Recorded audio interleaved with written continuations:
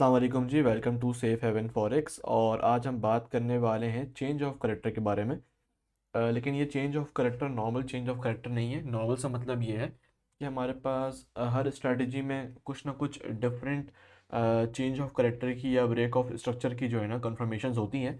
लेकिन आज जो हम चेंज ऑफ करेक्टर पढ़ने वाले हैं या समझने वाले हैं वो classical SMC change of character है। कल की वीडियो में मैंने बात की थी कि classical SMC break of structure क्या होता है। अगर आपने वो वाली वीडियो नहीं देखी तो जाके काइंडली इसको देख लें पहले, ताकि आपको स्ट्रक्चर के बारे में समझ आ जाए कि ब्रेक ऑफ स्ट्रक्चर क्या होता है और हम स्ट्रक्चर के ऊपर किस तरह से जो है ना अपनी मार्किंग कर सकते हैं। और आज की जो वीडियो है वो उसी ब्रेक ऑफ स्ट्रक्चर, यानी जब स्ट्रक्चर एक नया बनता जाता है और उसके बाद मिसाल के तौर पे एक बुलिश स्ट्रक्चर बन रहा है और बुलिश बनने के बाद स्ट्रक्चर जो है ना वो वापस बेरिश हो जाता है। यानी कि एक पहले मार्केट में सिर्फ और सिर्फ बाइंग थी, लेकिन उसके बाद मार्केट में सेलिंग आ जाती है। उसके लिए जो है हमारी क्या कन्फर्मेशंस हैं चेंज ऑफ करेक्टर की। यानी कि पहले मार्केट का करेक्टर क्या था। मार्केट का करेक्टर पहले था बुलिश। जब मार्केट ने बुलिश टू बेरिश अपना करेक्टर, अपना डायरेक्शन चेंज की, तो उसकी क्या कन्फर्मेशन होगी और हमें किस तरह से समझ में आएगा और सबसे ईजीएस्ट वे क्या है और इसकी चेंज ऑफ करेक्टर की कन्फर्मेशंस क्या होती है, हम उस बारे में आज की जो वीडियो है उसमें समझेंगे। मैं चार्ट दूसरा सेलेक्ट कर लेता हूँ ताकि आपको आसानी से चीज़ें समझ में आए। अच्छा, मेनली आपको चेंज ऑफ करेक्टर देखना है 1 एज के टाइम फ्रेम में। अभी हम 15 मिनट के टाइम फ्रेम पे देखेंगे ताकि जो है चेंज ऑफ करेक्टर हमें जल्दी जल्दी मिल जाए, वरना फिर ना नॉइज़ ज़्यादा होती हैं और हम आगे जाके 1 एज का चेंज ऑफ करेक्टर भी देखेंगे। अच्छा, कल की वीडियो में तुमने ब्रेक ऑफ स्ट्रक्चर के बारे में बात कर ली थी। जिन्होंने वो वाली वीडियो देख ली उनको समझ में आ गया होगा कि हम ब्रेक ऑफ स्ट्रक्चर की जो है ना मार्किंग किस तरह से करते हैं।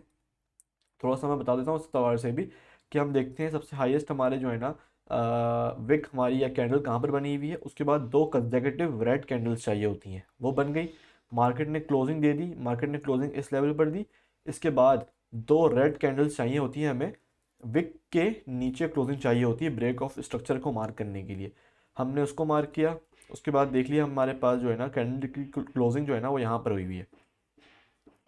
हम यहाँ पर आए और हमारा ये एक हाई था। उसके बाद मार्केट ने इस हाई को ब्रेक नहीं किया और उसके बाद से स्ट्रक्चर चेंज किया। अब हमें चेंज ऑफ करेक्टर कहाँ पर समझ में आएगा, वो समझ में किस तरह से आएगा और कहाँ पर आएगा, उसके लिए ब्रेक ऑफ स्ट्रक्चर समझना लाजमी है। उसकी वैलिडिटी रूल्स को समझना लाजमी है, तभी आपको चेंज ऑफ करेक्टर के हवाले से चीज़ें समझ में आएंगी। अच्छा, अब आपने ब्रेक ऑफ स्ट्रक्चर वाली वीडियो में देखी हुई है तो आपको समझ में आ गया होगा कि हमारा ये एक छोटा सा स्ट्रक्चर बना हुआ था। लेकिन उसके बाद मार्केट ने कोई ऐसी कैंडल नहीं बनाई जो इसके ऊपर इस तरह से जाकर क्लोज हो जाती और आपको एक नया स्ट्रक्चर दे देती। ऐसा कुछ भी नहीं हुआ। तो अब हम चेंज ऑफ करेक्टर के लिए क्या करेंगे कि हमारा जो ये एक लास्ट लो है, यानी एक आपका हायर लो ये वाला था, उसके बाद आपका जो स्ट्रक्चर है वो चेंज हुआ। इसको आप कंफर्म लो भी कह सकते हैं और हायर लो भी कह सकते हैं, जो भी आपको समझ में आ रहा हो। उसके बाद मार्केट ने जो है ना ये वाला एक कंफर्म लो बनाया, क्योंकि इसके बाद ये नया स्ट्रक्चर फॉर्म हुआ। इस नए स्ट्रक्चर का सबसे लोएस्ट पॉइंट क्या था हमारी कंफर्मेशन के बाद, वो ये वाला था। अब हम करते क्या है, जब भी हमें चेंज ऑफ करेक्टर को समझना होता है या देखना होता है, हम मार्केट में ब्रेक ऑफ स्ट्रक्चर की मार्किंग करते हैं। उसके बाद जहां पर हमारे पास एक ऐसा पॉइंट आ जाए जहां पर मार्केट ने उससे ऊपर ब्रेक नहीं किया, और उसके बाद जो सबसे आखिरी वाला जो लो होता है मार्केट के अंदर, यानी कि जो न्यूएस्ट लो होता है, उसको हम स्ट्रेच करते हैं यहाँ से और यहाँ तक ले आते हैं। उसके बाद हम यहाँ पे चेंज ऑफ करेक्टर मार्क कर देते हैं। लेकिन चेंज ऑफ करेक्टर आपका कब तक वैलिड नहीं होता है। मिसाल के तौर पर आपको यहाँ पे समझ में आ रहा होगा कि यहाँ पे भी तो कैंडल क्लोज हो गई है, यहाँ पे भी हम चेंज ऑफ करेक्टर अपना मार्क कर सकते थे। लेकिन हम यहाँ पर change of character normally mark नहीं करते हैं। चेंज ऑफ करेक्टर मार्क करने के लिए हम एटलीस्ट दो कैंडल की क्लोजिंग इस वाले लेवल के नीचे देखते हैं। मिसाल के तौर पे यहाँ पर आपका एक लास्ट लो था 15 मिनट के टाइम फ्रेम पर। इसको यहाँ पे मैं 15 मिनट कर देता हूँ। यहाँ पे 15 मिनट का हमारा चेंज ऑफ करेक्टर की हम मार्किंग कर रहे हैं। और आप भी सोच रहे होंगे कि भाई यहाँ पे एक कैंडल ये वाली भी क्लोज हुई है, ये वाली कैंडल भी क्लोज हुई है, तो हमने यहाँ पे जो है ना मार्किंग क्यों नहीं की चेंज ऑफ करेक्टर की, और हमने उसके बाद फिर ये इतनी देर 1 घंटा 1.5 घंटा इंतज़ार क्यों किया दोबारा चेंज ऑफ करेक्टर की मार्किंग के लिए। वो इस वजह से किया है कि हमारी कंफर्मेशन रूल या कंफर्मेशन मेथड जो है उसमें हमें दो कैंडल्स चाहिए जो इस लाइन के नीचे, यानी इस लो के नीचे 2 कैंडल्स क्लोज चाहिए हमें। मिसाल के तौर पे ये एक कैंडल क्लोज हो गई इसके नीचे, उसके बाद दूसरी कैंडल की क्लोजिंग भी इस वाले लेवल के नीचे चाहिए।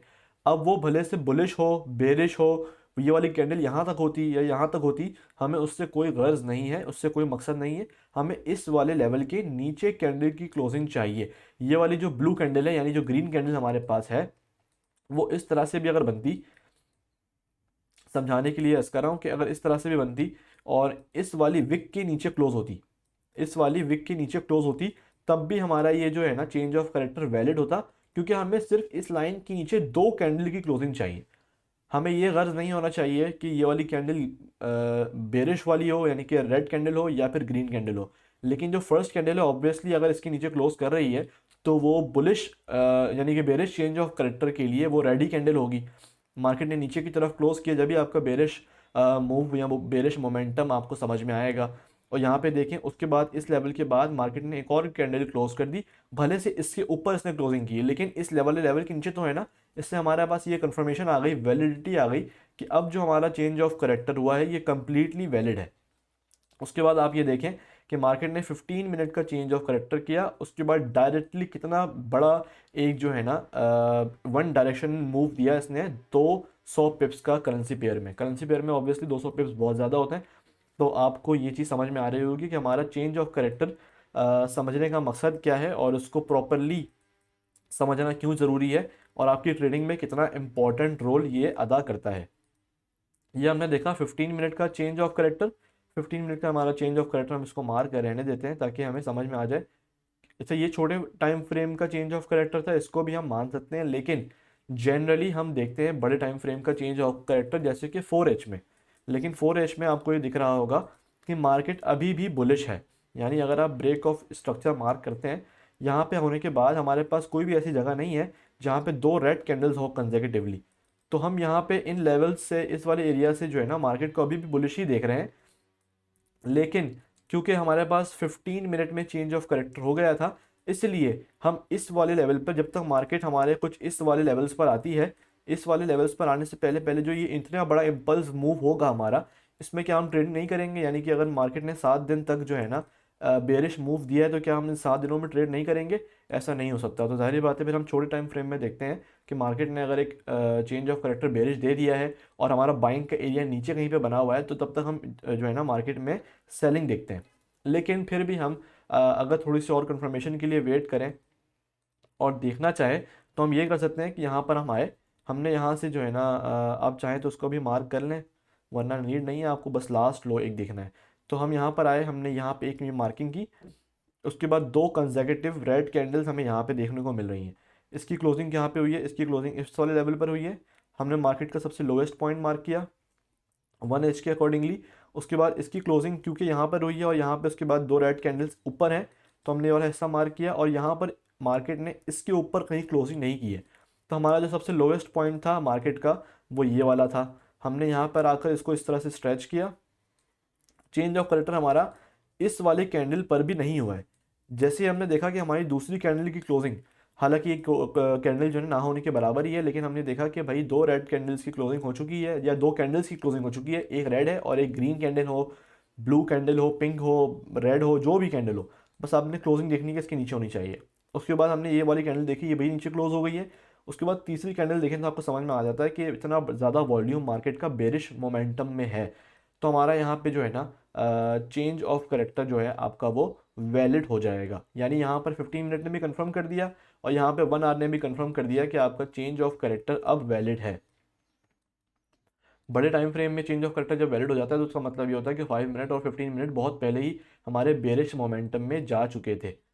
अब आपने ये देख लिया कि मार्केट ने किस तरह से इन 2 कैंडल्स की क्लोजिंग के बाद बेरिश ही मोमेंटम कंटिन्यू किया। मार्केट ने थोड़ा सा यहाँ पे रिट्रेस किया, अपनी प्राइस को एडजस्ट किया, उसके बाद वापस जो है ना मार्केट ने यहाँ पे सेलिंग दी है। परसों भी इस पे सेलिंग में एक अच्छी ट्रेड मिली थी जो मैंने फेसबुक पेज के ऊपर जो है ना अपनी अपलोड भी की थी। आप चाहें तो फेसबुक जाकर देख सकते हैं, वो उसका लिंक जो है मैं डिस्क्रिप्शन में डाल दूंगा। उसकी एनालिसिस डेली जो है हम फेसबुक पर पोस्ट कर रहे होते हैं। तो जी चेंज ऑफ करेक्टर बहुत आसान था मैं आपको एक ग्राफिकल रिप्रेजेंटेशन भी इसकी जो है ना वो दे देता हूँ। मिसाल के तौर पे ये आपने एक ब्रेक ऑफ स्ट्रक्चर मार्क किया, ब्रेक ऑफ स्ट्रक्चर मार्क करने के बाद हुआ ये कि मार्केट ने बल्कि मैं एक न्यू स्ट्रक्चर बना देता हूँ आपको। मार्केट ने जो है ना ब्रेक ऑफ स्ट्रक्चर मार्किंग करने के बाद मार्केट ने कुछ इस तरह से मूव दे दिया। जब मार्केट ने इस तरह से आपको एक मूव दिया, आप ये देख रहे थे कि यहाँ पे आपका जो है ना ब्रेक ऑफ स्ट्रक्चर वैलिड था। फिर आपने देखा कि आपका ये वाला ब्रेक ऑफ स्ट्रक्चर भी वैलिड था।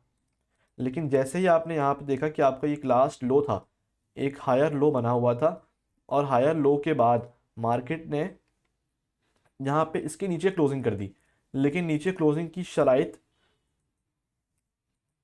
या रूल्स जो थे वो ये थे कि मार्केट में कैंडल कुछ इस तरह से बननी चाहिए कि दो कैंडल नीचे क्लोज करें इस लेवल के। आपने देखा कि एक कैंडल तो क्लोज हो गई है 1H में। अब आपने वेट किया कि दूसरे घंटे की यानी सेकेंड आवर की जो कैंडल बनती है वो किस तरह से बनती है। वो कैंडल कुछ इस तरह से भी बन सकती है कि इसके नीचे ही क्लोज कर दे, या वो कैंडल ग्रीन भी बन सकती है, यानी मार्केट आए इस लेवल पर, सेम एज इट इज़ इस लेवल पर आए, और उसके बाद मार्केट इस वाले लेवल के ऊपर यहाँ क्लोजिंग कर दे या यहाँ तक क्लोजिंग कर दे, कोई मसला नहीं है। हमें बस चाहिए कि इस वाले लेवल से इस लो के नीचे दो कैंडल्स की क्लोजिंग चाहिए।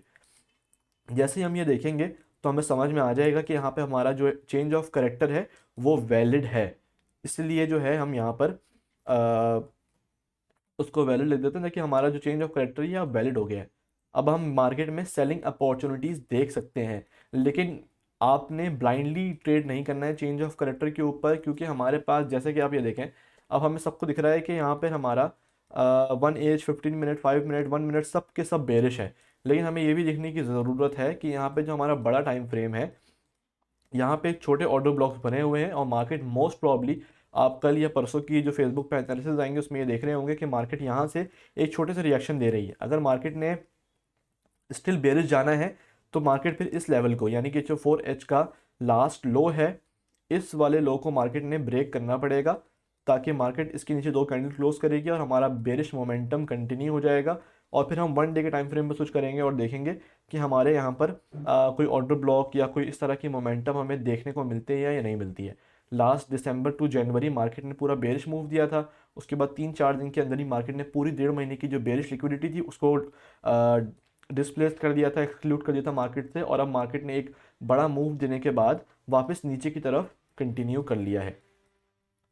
तो खैर ये थी आज हमारी चेंज ऑफ करेक्टर की वीडियो। उम्मीद है आपको चीज़ें समझ में आई होंगी, और इसके जो रूल्स हैं आपने वो लाजमी देखने हैं कि लास्ट लो के नीचे दो कैंडल्स चाहिए हमें, उसके बाद हम इसकी मार्किंग कर सकते हैं। नेक्स्ट कुछ वीडियोस में हम डिस्कस करेंगे कि break of structure and change of character के ऊपर ट्रेड किस तरह से लेनी है, कन्फर्मेशंस किस तरह की होती हैं, और कुछ इस तरह की चीज़ें हम जो है ना वो शेयर करेंगे।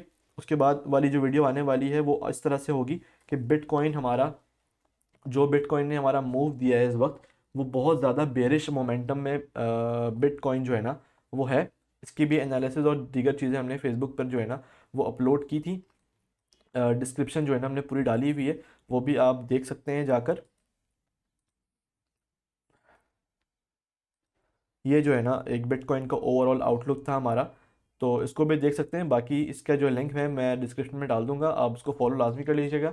और जब तक मिलते हैं इंशाल्लाह नेक्स्ट वीडियो में, अपना ख्याल रखें। उससे पहले एक और चीज़ ये देख लें कि हमारे यहाँ पे तकरीबन 5 वीडियोस अपलोड हो चुकी हैं, और overall channel is going very good. लेकिन उसके बावजूद आपने सब्सक्राइब लाजमी करना है, और फेसबुक पर फॉलो लाजमी करना है, इंस्टाग्राम पे भी फॉलो मस्ट है। अपना बहुत सारा ख्याल रखें जी। अल्लाह हाफिज़।